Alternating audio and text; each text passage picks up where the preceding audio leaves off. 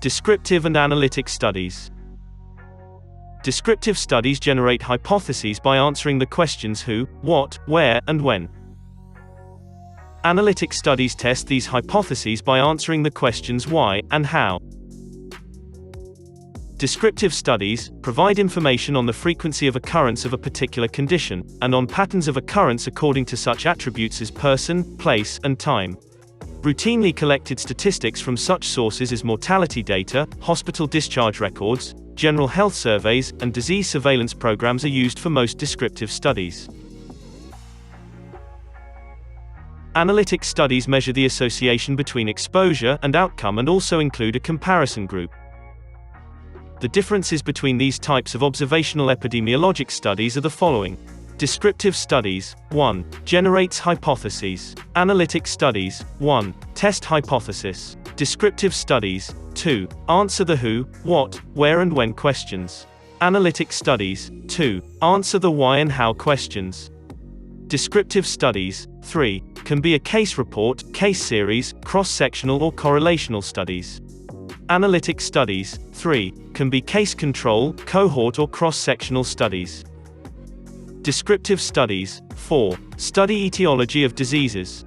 Analytic studies. 4. Enables risk assessment of diseases among populations. Descriptive studies. 5. Tools include person, time and place dimensions of a disease. Analytic studies. 5. Tools include measures of association, odds ratio, relative risk and correlation coefficient.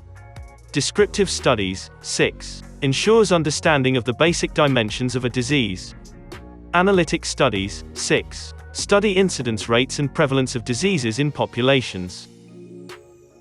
The variables of person, time and place. These are terms used to describe characteristics of diseases in descriptive studies. Characteristics related to person often include age, gender, race, ethnicity, marital status, socioeconomic class, and occupation. Characteristics related to medical often include immunization status, underlying disease, medication, nutritional status, genetics and blood type.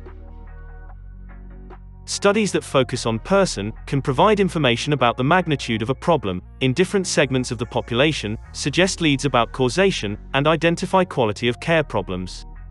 Knowledge that high blood pressure occurs most frequently among blacks, for instance, indicates that it is important that programs to detect hypertension and provide treatment include black populations. Knowledge that osteoporosis occurs most frequently in postmenopausal women led to the hypothesis that declining estrogen levels were a cause, and hence that estrogen replacement therapy might be used as a prophylactic agent. The observation that mortality following coronary artery bypass surgery is high in hospitals with low surgical volumes suggested that quality of care in these institutions needed to be examined.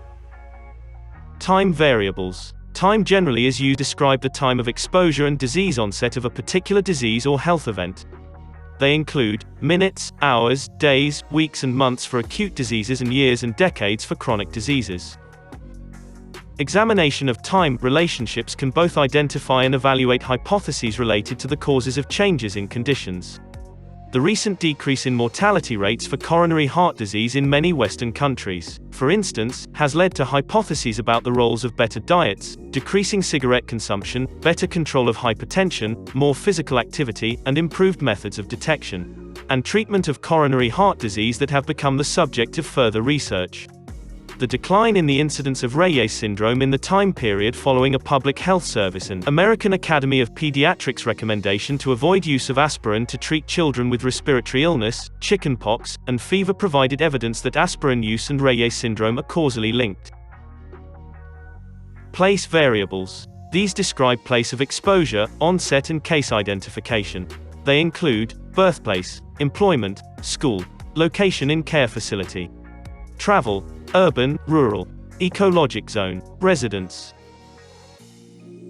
Descriptive studies of the occurrence of conditions according to place might involve examining their frequency within or between natural or political boundaries, in urban versus rural localities, or by latitude. For example, maps of cancer mortality rates in the United States according to county of residence were first published in 1975. These atlases called attention to certain geographic areas with unusually high cancer mortality rates. This led to further research into the reasons for high rates in areas such as New Jersey and the Louisiana Gulf Coast.